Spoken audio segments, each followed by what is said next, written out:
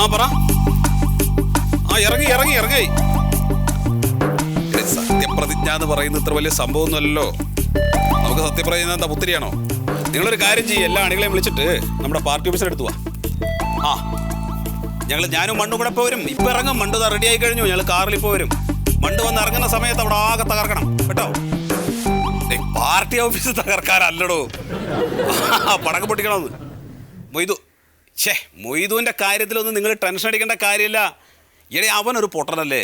അവൻ റബലായി മത്സരിച്ച് വിജയിച്ചു എന്ന് വിചാരിച്ചിട്ട് ജാതി പറഞ്ഞാൽ പിന്നെ ജയിക്കാതിരിക്കോ? ഒരു ചുള്ളിക്കമ്പ് കൊണ്ടുപോയിട്ട് കുത്തിയാൽ ഇന്ന ജാതി എന്ന് പറഞ്ഞു കഴിഞ്ഞാൽ ജയിക്കില്ലേ? അവൻ്റെ ആളുകളെല്ലാം കൂടെ വോട്ട് ചെയ്തു. പിന്നെ കുറേ മന്തപ്പന്മാരും. അവൻ നമ്മുടെ കൂടെ നിൽക്കുമെന്ന്. ശരി ഓക്കെ. എത്തി മണ്ടു ഒരുങ്ങി. മണ്ടു കഴിഞ്ഞില്ലേ? വാ സമയായിരുന്നു. അയ്യേ നശിപ്പിച്ചു. ഈ കളറുള്ള സാരി എടുത്തിട്ടാണ് നീ പോകുന്നത്. ഒരു നല്ല കാര്യത്തിന് പോകുന്നതല്ലേ? എനിക്ക് ഈ കളർ കണ്ടു കഴിഞ്ഞാൽ പറളി പിടിക്കും. ഈ കളറിൽ എനിക്ക് നല്ല വെളുപ്പ് തോന്നും. അതൊക്കെ ശരി തന്നെയാണ്. എന്നാ കുഴപ്പമില്ല പോ. അല്ലല്ല ഇതൊന്നും പിടിച്ച് ശരിയാക്കി. ഇനി സാരി എന്ത് ശരിയാക്കാൻ? ഇതൊന്നും പിടിക്കേട്ടാ. എന്നാ പിന്നെ നിനക്ക് അകത്തുനിന്ന് പറഞ്ഞൂടായിരുന്നു? ഒരു സാരി പിടിക്കാൻ എന്തെത്ര നാണോ? പുറത്തുനിന്ന് ആളുകൾ കാണില്ലേ? അതെ ഗവർണറൊക്കെ വരുമ്പോഴേ ഞാൻ നല്ല മിടിക്കായിട്ട് നിൽക്കണ്ടേ? ആര്? ഗവർണർ സത്യപ്രതിജ്ഞയ്ക്ക് വരില്ലേ? ഗവർണർ മാത്രല്ല മുഖ്യമന്ത്രിയും വരുന്നുണ്ട്. പിന്നെ രാഷ്ട്രപതി വഴിക്ക് പോകുമ്പോ ചിലപ്പോ സമയം കിട്ടി അവിടെ നിന്ന് കയറും. എന്നാ പുതിയ സാരി മേടിക്കേണ്ടതായിരുന്നു. എന്തേ കാണിക്കുന്നത്? പോക്കെയാണോ? അതെ രാഷ്ട്രപതി വന്നിട്ടുണ്ടെങ്കിൽ എനിക്ക് പുതിയ സാരി മേടിച്ചിട്ട് അത് ഉടുത്തിട്ട് പോയാൽ മതി. എടി മന്തപ്പേ, പഞ്ചായത്തിലെ സത്യപ്രതിജ്ഞ ഏതെങ്കിലും ഒരു മുതിർന്ന അംഗമായിരിക്കും ചൊല്ലിത്തരിക. അതാരാ?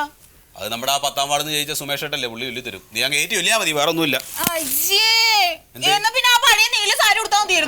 അത് വേണ്ട, ഇനിയിപ്പോ ഏതായാലും ഇത് മതി. ഏതായാലും പഞ്ചായത്ത് പ്രസിഡന്റ് ആവാൻ പോകുന്നതല്ലേ. വേറൊരു കാര്യം, അവിടെ ചാനലുകാർ വന്ന് നിറഞ്ഞിട്ടുണ്ടാവും. എന്നാ ഞാൻ കുറച്ച് മേക്കപ്പ് കൂടി ഇട്ടിട്ട് വരാം. അയ്യോ ഈ മേക്കപ്പ് ഒക്കെ മതി, ധാരാളം കേട്ടാ. ഇനി അവര് വല്ല ചോദ്യങ്ങളും ചോദിക്കുമ്പോ നീ വെറുതെ വായിലിരിക്കുന്ന എന്തെങ്കിലുമൊക്കെ പറഞ്ഞു കഴിഞ്ഞിട്ട് ആകെ വഷളാക്കരുത്. എനിക്ക് രാഷ്ട്രീയത്തിലൊരു ഇമേജ് ഉണ്ട്, അത് കളഞ്ഞു വിളിക്കരുത്. ഇത് വനിതാ വാർഡായി പോയത് കൊണ്ടാണ് നിന്നെ കൊണ്ട് നിർത്തിയത്. ഇല്ലെങ്കിൽ ഞാൻ തന്നെ നിന്നേനെ. ഏട്ടാ ആര് ചോദിച്ചാലും ഞാൻ നല്ല മറുപടി കൊടുക്കും. ഏട്ടാ ഒരു ചോദ്യം എന്നോട് ചോദിക്കാം.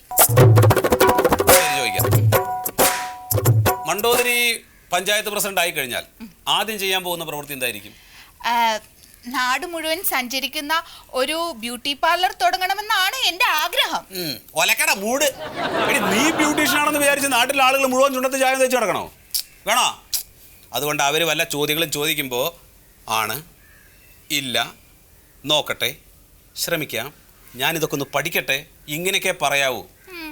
അങ്ങനെയൊക്കെ പറയോ അതോ എൻ്റെ മാനം കളയോ?